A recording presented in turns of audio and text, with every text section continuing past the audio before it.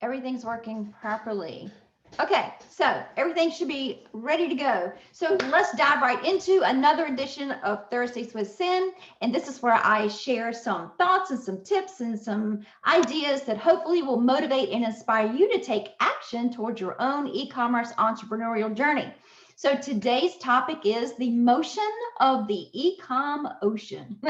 So if you want to think about, or what we're going to be talking about is the ocean and really how the ocean works and how in the world can that relate to an e-com business. So who would have ever thought they would have anything in common, right? Well, actually it does. It does. So hang in there with me and I'll get to it. So what we're going to be talking about is, if you think about the ocean and how it works, how does it actually operate, right? So there are many different factors that go into making the ocean what it is. So ocean currents are driven by a range of different sources. You've got the wind, you've got the tides, you've got changes in water density, and the rotation of the earth. So the topography of the ocean floor and the shoreline actually modifies these motions, causing currents to speed up or slow down or even change direction, right? So now you probably have figured out exactly where we're going and how that relates to an e-commerce business. So the exact same thing is true. So a variety of factors as well influence the direction of your e-com business, and that will also cause it to speed up or slow down or change direction entirely. So, as with the ocean, you can depend on the tide coming in and going back out and receding every single time, right? It's like clockwork because it is. So that's, because of those driving forces behind it. So you can pretty much guarantee it. Well, guess what? E-com businesses really kind of work the exact same way. So there will always be an ebb and a flow like clockwork to your business, and you can pretty much bank on it. Regardless of how great you think things are going at the moment and how hard you work to get everything set up and rolling right along, something's going to happen. Okay, so it's pretty much guaranteed, just like the tide coming in and receding every single time with the ocean. So you're going to be hitting those obstacles and they're going to throw you for a loop. They truly are. And it's sometimes they're going to be so hard and hit you like a ton of bricks and just like a punch in the stomach where you lose your breath, that you think, okay, this is it. It is over. I will never recover from this. But you will. Those are initial thoughts. That's a human reaction to adversity, and when we hit these roadblocks and these challenges. But honestly, the outcome of a problem, how's the old saying go? It's like 90 to 95% of the outcome is all in how you approach it or how you handle it or how you deal with it. So that response is a controlled response. So if you respond to it always with positivity, and obviously not every situation is positive. So we have to, take the emotion out of it, think about it as a business, from a business perspective, and really then think about, what's the next steps? How can I logically, critically thinking, move forward in order to handle this obstacle or this trial or tribulation of whatever the situation may be. We all face those challenges and those circumstances, whether in life and in business. But when we face them head on with positivity, this is the key point. It forces us to have an open mind and it allows creative thinking. So if you can only focus on the doom and the gloom and the negativity of the situation and the negative results of what happened, you can't even see beyond the situation. You can't see beyond the obstacle, and you will no way be able to have any positive thought process behind it of how you can overcome it. So by approaching it from a positive standpoint and taking the emotion out of it, then you're able to really force or face it head on. And it just opens your mind to tons of new creative possibilities. You're able to put your thinking cap on and you're able to maybe even journal. Okay, here's 10 different possibilities of what are new directions that we could take to combat that obstacle or that challenge. you have to have an open mind and you have to be on a positive stream of thinking in order to be creative. So it's just part of the critical thinking process, and not allowing that human emotion to come into that whole scenario. Just take it out, think strategically, and that's when you're going to be able to overcome that obstacle with positive results. All right. Achieving winning results is what you're going for, right? So that will not happen if you stay in that negative focus mind. So critically thinking, having that positive momentum, that's creating momentum, more drive and more force behind your actions in order to come out on the other side with a winning scenario. It'll keep pushing you forward, right? So I want to share an example with you, and really how this all kind of fits together. And if you're thinking about e-commerce and an e-commerce business, really, just give you a live example so you can kind of put all the pieces together and understand what I'm talking about. So one of the clients that I support has, as their e-commerce business manager, has multiple products, right? They also have, obviously, one is a clear winner. It's a number1 best-selling product out of all of their product line.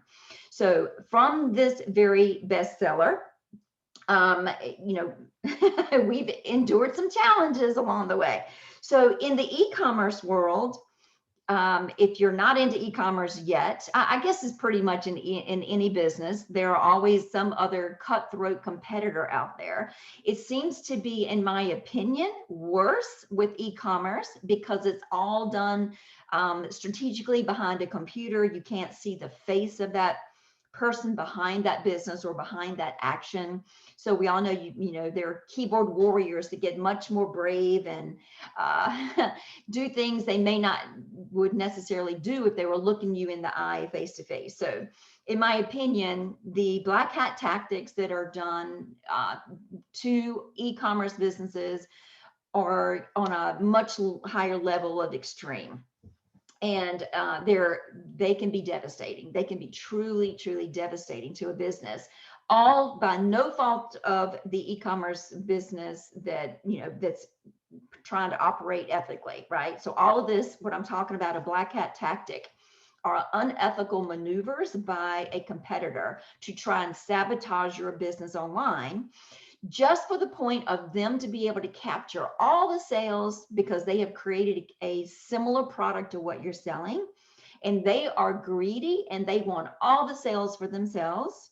And they know that you're obviously a great competitor. You're up there, or they wouldn't be attacking you in the first place. So they see you've got thousands of great reviews. They see that you offer wonderful customer service.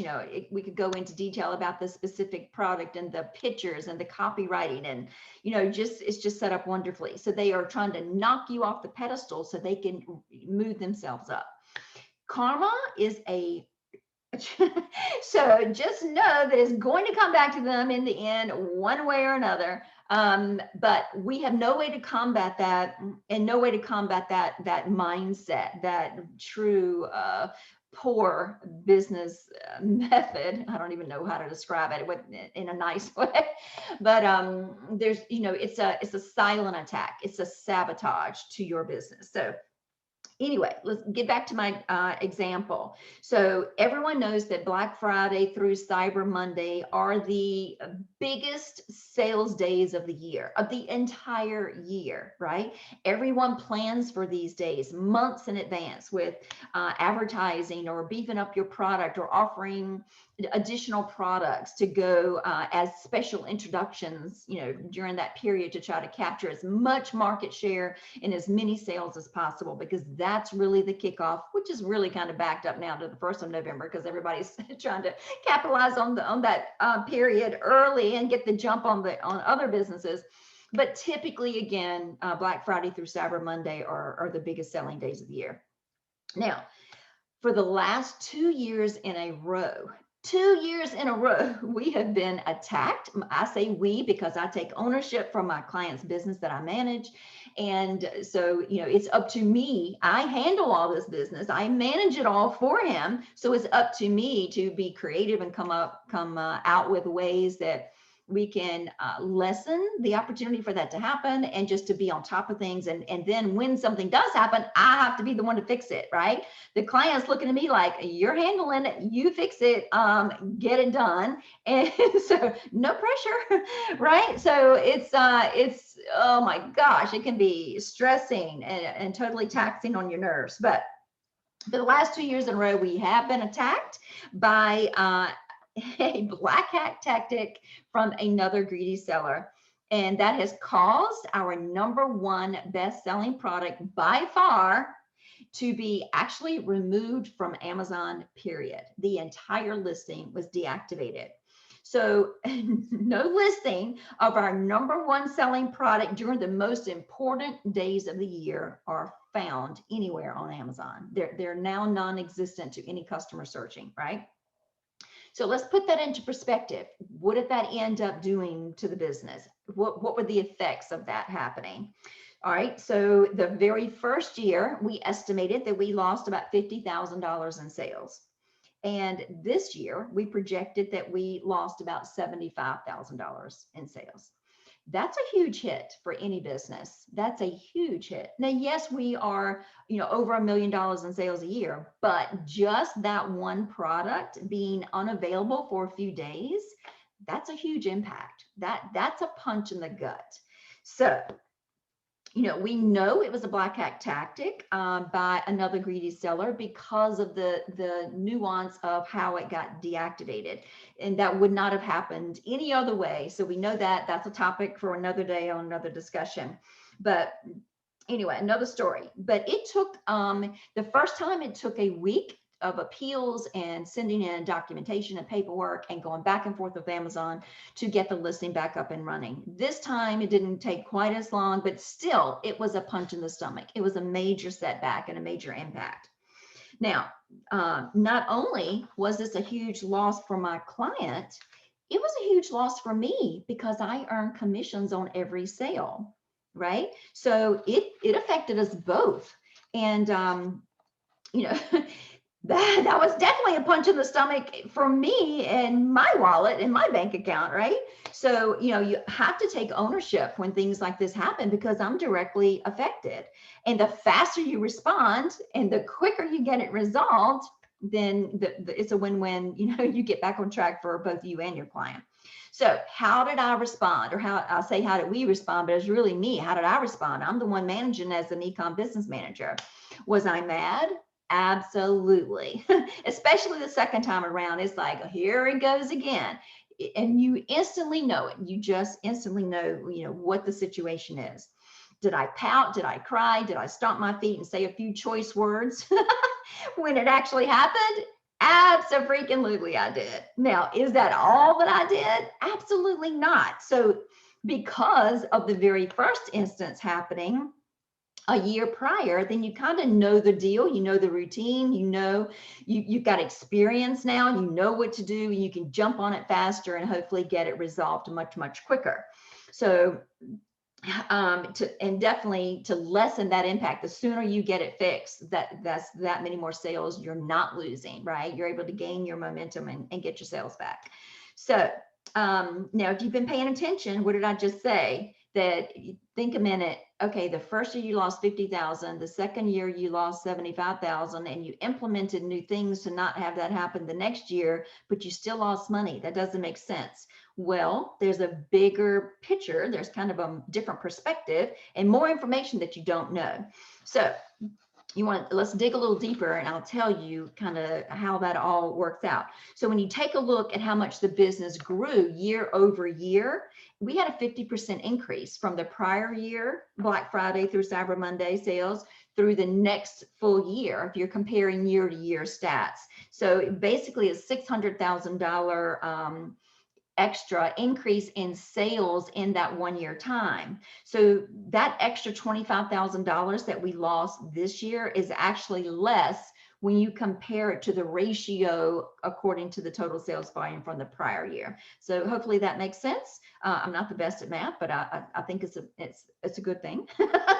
So $50,000 a year for the first year for $1 million worth of business versus $75,000 a year in the second year for $1.6 million in business. So we actually saved about 1%. 1%, you might think, oh, well, that's not a lot. That doesn't sound like a big number, but it actually equates to about $10,000 in sales. So yes, it was a good number. When you're dealing with large numbers, 1 little percent or even a 0.5% really adds up quickly, and it makes a big difference, right?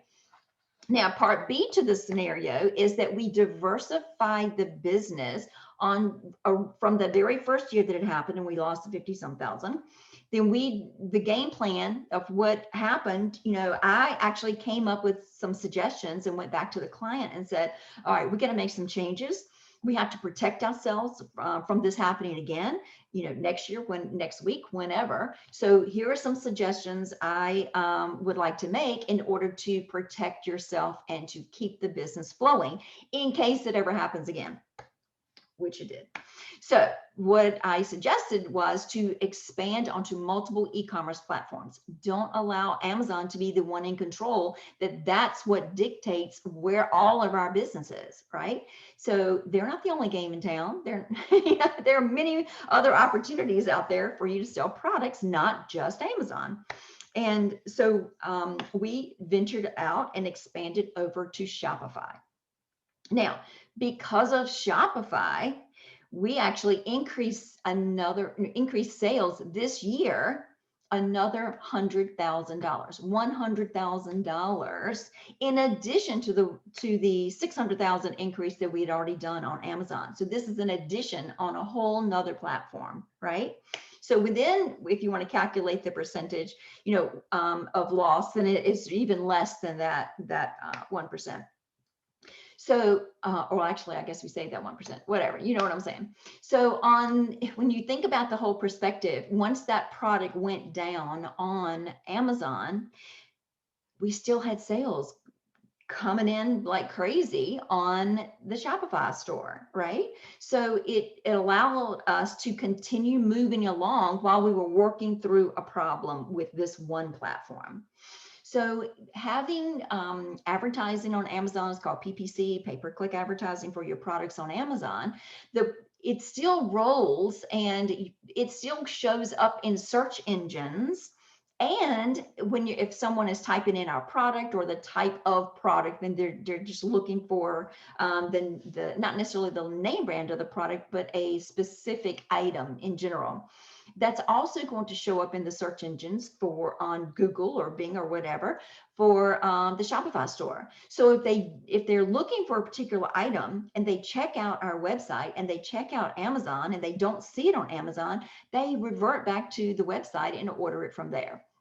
So it was a great plan B to help us through another same exact scenario that happened the next year. So are we already looking at even more things and more ways to combat in case this happens a third year in a row? Absolutely. So we are right now having meetings and trying to determine, what's our best plan of action? What can we do? Yada, yada, yada. And in order to minimize, we guarantee it's going to happen again because we're so good. Again, they're trying to knock us off that pedestal. And it's really sad. It's really sad. And it's such small thinking. Oh my gosh, if you are in e-commerce, don't ever do that. I'm telling you, karma, I already told you what it was. But when you think small-minded like that, the e-commerce this 2020, as told by Jeff Bezos, the founder of Amazon, went down in history as being the most growth ever on e-commerce in general, all because of COVID, right? So people are now shopping more online than they ever were before. It's unprecedented growth that happened in 2020.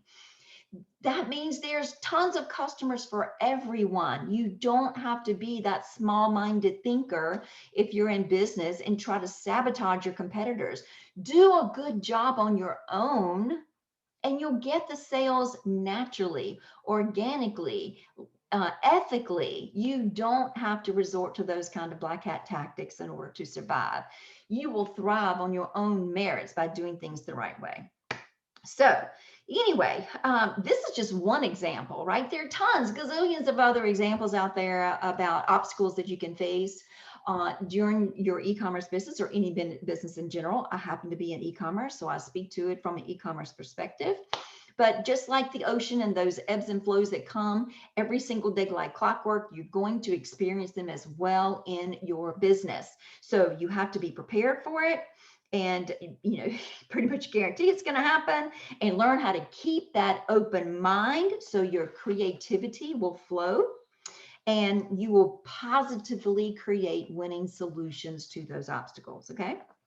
Now, every single obstacle you face is an opportunity to learn from that experience. So instead of saying, oh, woe is me, here it happened again, cry, cry, cry.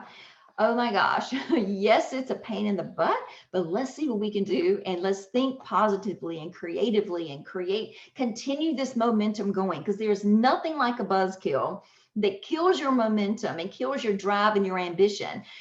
A lot of companies or businesses or e-com sellers would have said, forget it. I'm not even dealing with this anymore. I hate Amazon. That's not fair, blah, blah, blah. I'm not even going to sell on Amazon anymore.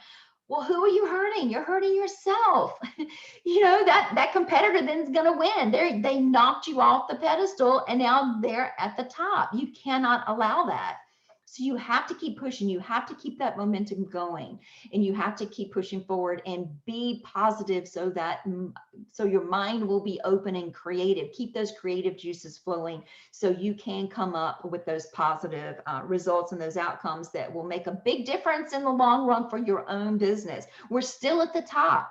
They did knock us off. Was it a bump in the road? Yes. But we're still going, we're still thriving, we're still there, and we'll keep fighting. We're not going to give up. Why would we give up $1.6 million in sales why would I want to, stop my income from helping this client for that one bump in the road? Yes, it was a punch in the stomach, but it's not worth giving up and everything else that you're going to lose just by being negative over, not handling the situation properly. So some learning is going to be more painful than others. Sometimes it might feel like I'll never recover from this, but you will. You just have to keep pushing, keep positive, and keep thinking. And that's just life. It's just business. You don't give up when things happen in life. Hopefully not. You're still here, so you haven't. So same type of attitude that you have to apply for your business. So as long as you learn from them, it was a good thing, regardless of how much of a punch in the stomach it was a good thing, because it forced you to do things differently to create a better outcome next time. You will continue to grow and expand your knowledge and become better equipped in order to handle any obstacle that will come your way in the future. All right. So the bottom line is embrace the motion of the e-com ocean and keep that positive attitude in order to find those new creative solutions to overcome any challenges that you may be facing. Now, I want to hear from you. I want you to tell me, what challenges have you faced in your business? I want to hear what you've done. I want to hear what happened. How did you overcome it? What kind of mindset did you have to keep pushing you forward and keep building that momentum and not allow yourself to become defeated? I want to hear from you. Tell me your story. All right. I love hearing your stories. I learn from you. So it's great. It's a great sharing opportunity for us to all learn together and share each other's experiences, because it truly is a wonderful learning opportunity for us all. Now, if you want to learn more about what I do as an e-com business manager, I encourage you to check out my website, cinmeadows.com, where we are adding new things all the time with new training and new ideas and new tips and all kinds of stuff, just to teach you all about how to become an e-commerce business manager and the rewards that can come from that. So check it out, cinmeadows.com. And I think that is a wrap for today. And I look forward to seeing you again next week. Bye-bye.